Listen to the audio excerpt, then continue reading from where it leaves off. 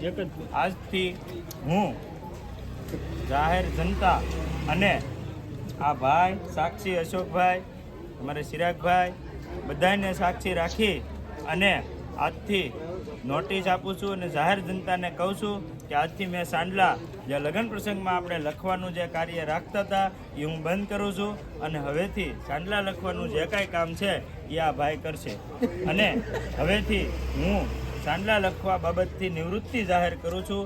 તેથી જાહેર જનતાએ અને સર્વોએ ધ્યાનમાં રાખવાનું છે, મગજમાં રાખવાનું છે અને હવેથી આ બાબતથી મને કોઈએ ફોન કરવો નહીં, કારણ કે હવેથી હું આ બાબતથી કોઈનો ફોન ઉપાડે નહીં.